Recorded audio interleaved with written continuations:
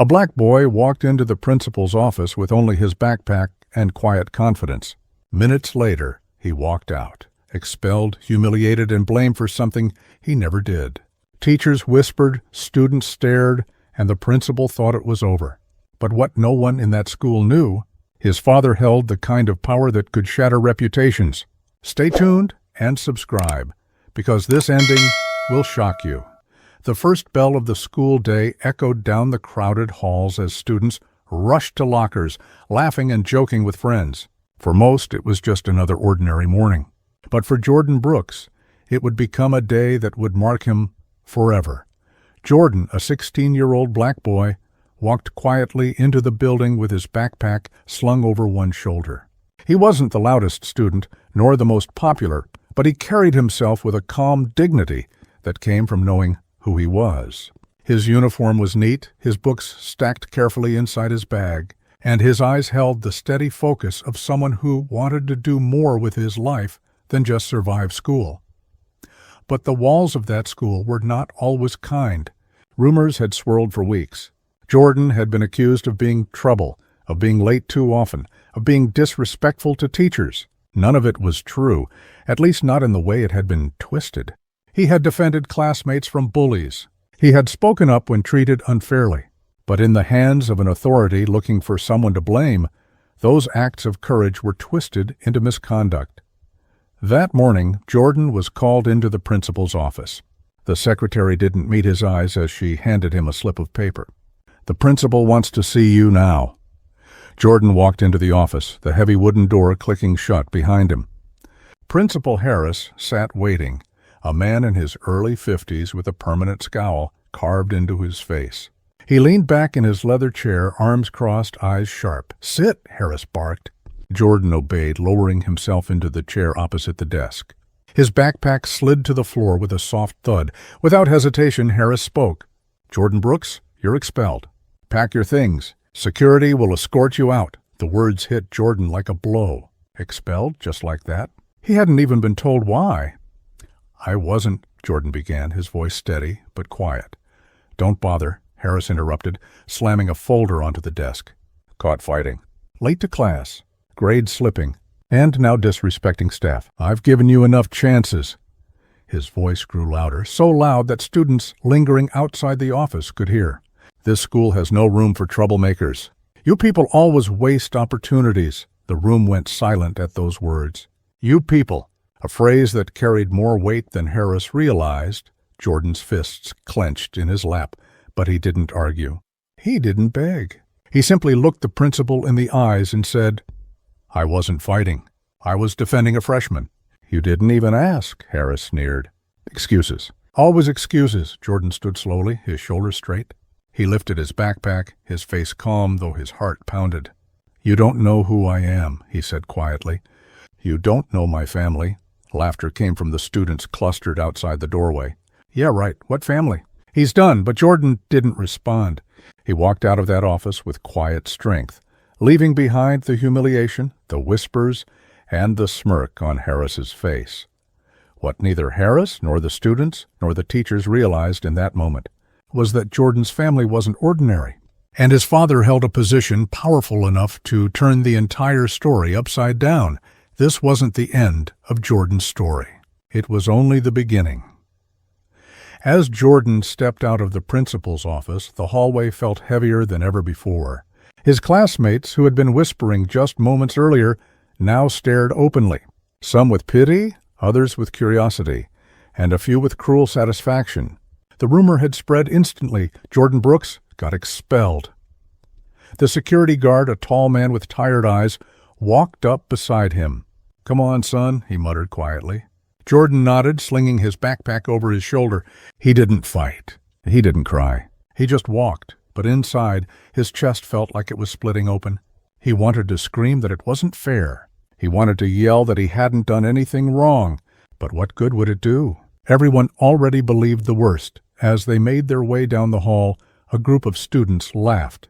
"Guess he finally got what he deserved," one sneered. Another chimed in, "Told you he was trouble." Jordan kept his head high, refusing to give them the satisfaction of seeing him break. But their words cut deep. For weeks, he had been trying to prove himself, trying to show that he was more than the stereotypes, more than the assumptions.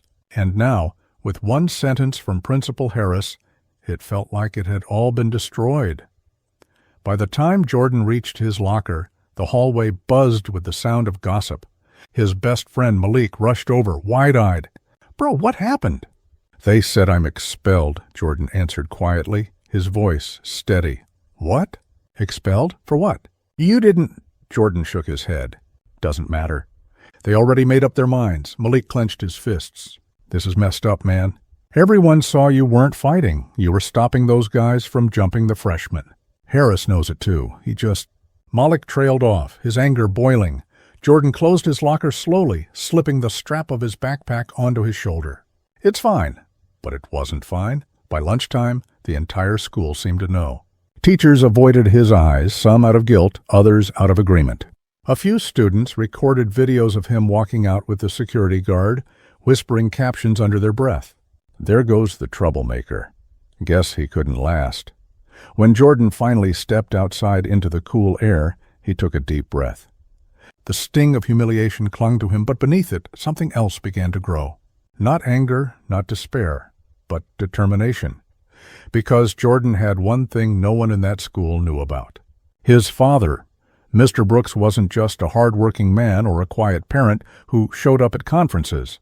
He was a respected leader, a voice in the community, and most importantly, he sat on the school's board of trustees, the very body that had the power to oversee principals, change policies, and demand accountability. But Principal Harris had no idea. He thought Jordan was just another name to scratch off the list. Another boy he could push out without consequences. Jordan knew better. He didn't run home in tears. He didn't collapse under the weight of injustice.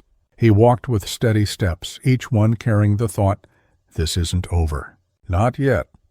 Inside the building, Harris sat smugly at his desk, convinced he had solved a problem. But outside, a storm was brewing, because when a father fights for his son, and when truth collides with arrogance, the result is never simple. And this principal was about to learn that some decisions don't just end a student's future, they can end a career. By mid-afternoon, Jordan sat quietly on a bench outside the school, his backpack at his feet. The crisp autumn air brushed against his face, but he barely noticed. Around him, students passed, some casting curious glances, others pretending not to see him. He was, in every sense, the boy everyone thought had been defeated. Yet, Jordan's mind was far from broken. Each whisper, each stare, each laugh fueled a quiet determination inside him. He had endured injustice before, but he had never backed down from what he knew was right. Ms. Rivera, the school counselor, approached him, her heels clicking softly on the concrete. She stopped a few feet away, her expression serious but kind. "Jordan," she said, "you shouldn't have been treated this way. The handbook requires a counseling session before any expulsion is finalized. You have the right to appeal." Jordan looked up at her, calm but unwavering. "It's okay, Ms. Rivera. I'll handle it my own way." Her eyes softened. She had seen countless students suffer unfairly, but there was something different about Jordan, something steady, unshakable, that made her realize he wasn't just a victim, he was someone who could change the outcome. Meanwhile, inside the school, Principal Harris leaned back in his chair, reviewing the expulsion notice with a sense of triumph. He had believed his authority absolute. No one would question him. No one would challenge the decision, but Harris didn't notice the secretary glancing nervously at a printed notice on her desk. A notice marked urgent, addressed to the Board of Trustees, demanding an emergency conduct review. The name at the top? Daniel Brooks, Jordan's father. At 2:30 p.m., a sleek black sedan rolled into the school parking lot. The driver stepped out, polished shoes clicking against the pavement. Then, from the passenger seat, a tall, imposing man in a dark tailored suit emerged, broad-shouldered, calm, and unmistakably authoritative. Daniel Brooks scanned the building, his presence alone commanding attention.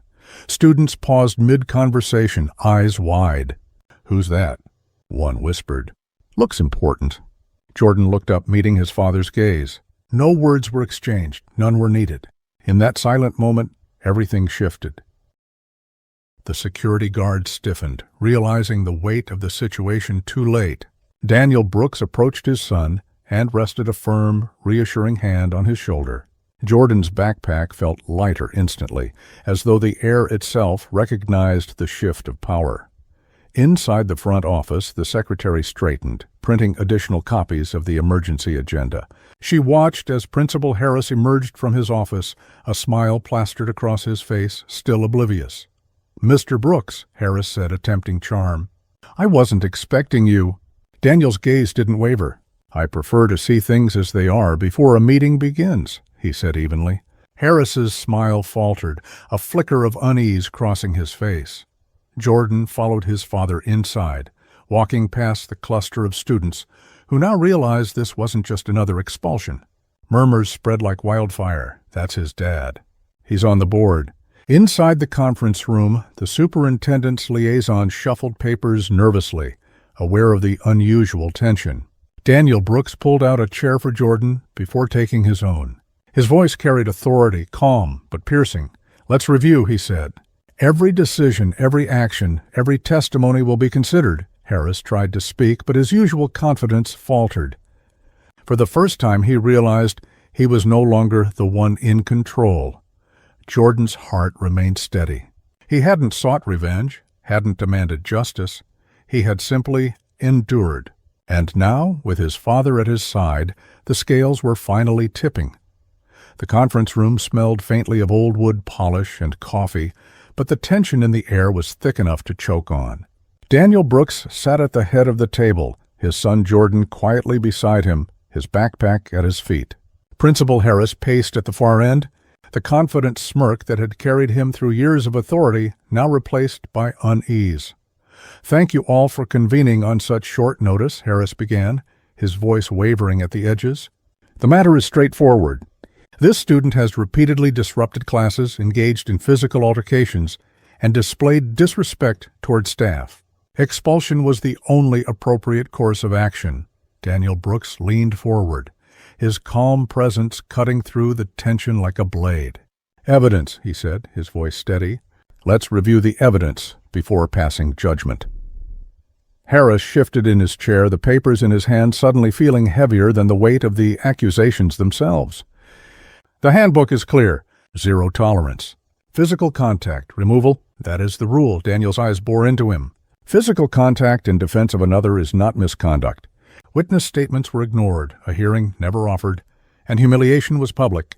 What standard allows this?" Harris opened his mouth, but no words came out.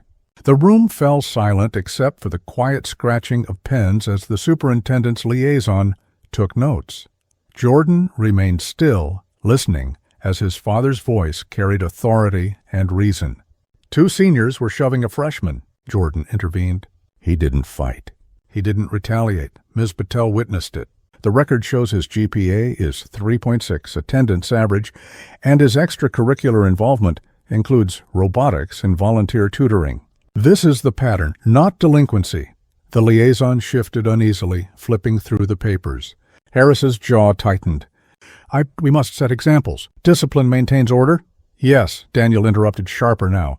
"Discipline, not humiliation. Leadership, not assumptions. Today, Principal Harris, your judgment will be judged." The words hit Harris like a hammer.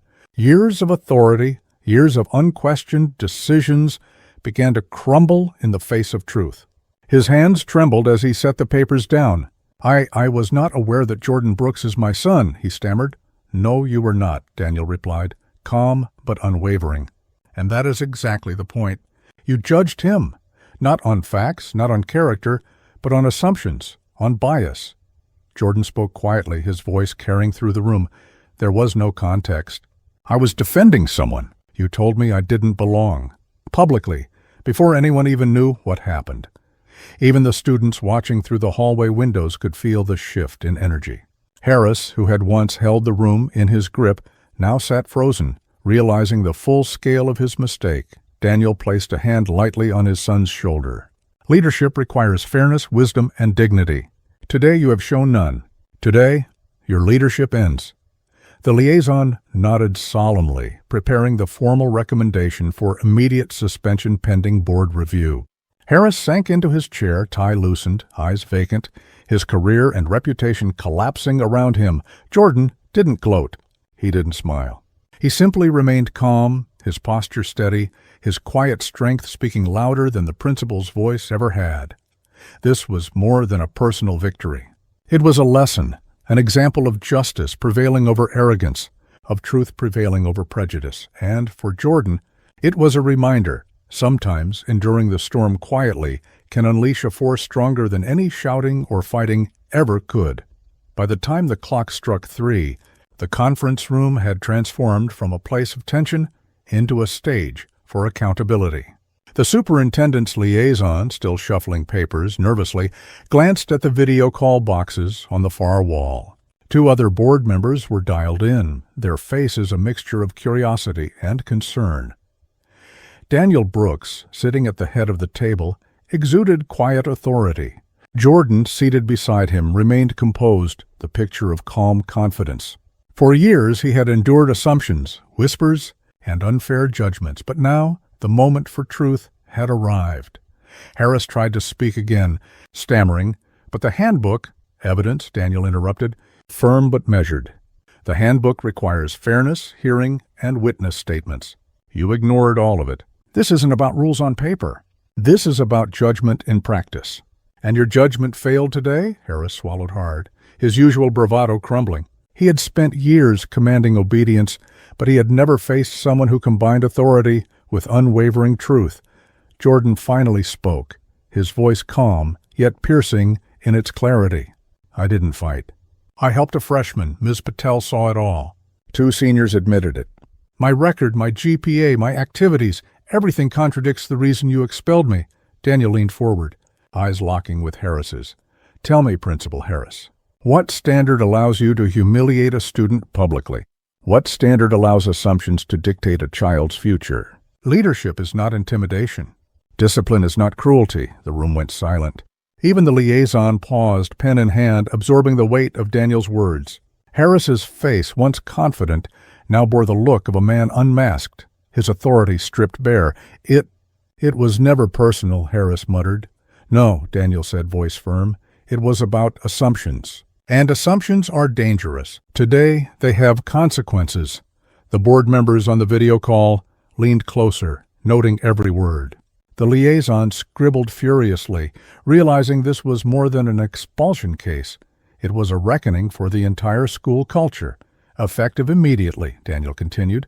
You are suspended pending full board review. Security will escort you out. Harris's jaw tightened. He nodded numbly, realizing there was no argument to be made.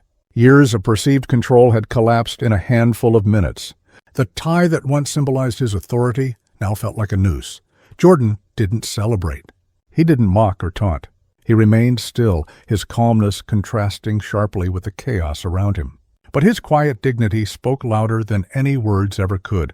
Words spread like wildfire. Students clustered by the windows watched as Harris, the man who had seemed untouchable, walked out carrying a box of personal belongings.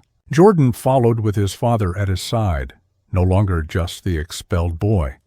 They were a team, a symbol of truth prevailing over arrogance. In the courtyard, whispers changed tone. Where there had been ridicule, there was now respect. Where there had been doubt, there was recognition. That's his dad. He's on the board. Harris is finished. Jordan realized that justice doesn't always roar. Sometimes it waits quietly, patient and deliberate, until the moment it must arrive. And when it does, it doesn't just change one person's day, it changes the whole system. That evening, parents praised the reforms. Teachers took note, and students understood something profound. Unfair judgment can be confronted, and those who wield power unjustly will eventually face accountability. For Jordan, life would return to its rhythm. Classes, robotics, studying, but something fundamental had shifted. He wasn't just the boy who had been wronged. He was the student who reminded an entire school what fairness and courage looked like. The next morning, the school buzzed with a sense of change. Students whispered in hallways, teachers discussed new policies in hushed tones, and even the cafeteria felt different. The story of Principal Harris's suspension had spread like wildfire, and the message was clear: unfair treatment had consequences. Jordan walked through the hallways, backpack slung casually over one shoulder. He wasn't boasting, but the difference in how people looked at him was unmistakable. Where once there had been skepticism or mockery, now there was respect. A few students even nodded politely as he passed, a silent acknowledgement of the courage and dignity he had shown.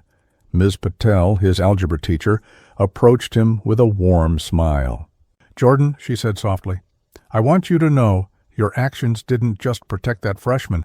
They reminded us of all what fairness looks like. The board has put new guidelines in place.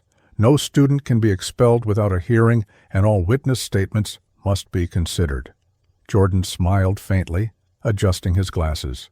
"I didn't do it for recognition, Miss Patel. I just did what was right." But recognition found him anyway. Over the following days, the school introduced mandatory bias and respect training for staff. Mentorship programs were expanded. Students began speaking up more, advocating for one another, understanding that silence in the face of injustice only enables it to persist. Even the robotics team felt the shift. The flyer Jordan had tucked into his bag weeks earlier now hung proudly on the wall. "You're still our driver, right?" one teammate asked nervously. "Of course," Jordan replied, a rare smile tugging at his lips. The team erupted in cheers, their excitement echoing across the gym. It was a victory that went beyond competitions. It was a victory for fairness, for courage, for enduring the storm without losing integrity. At a school assembly 2 weeks later, Daniel Brooks took the stage. The entire student body filled the bleachers, buzzing with anticipation.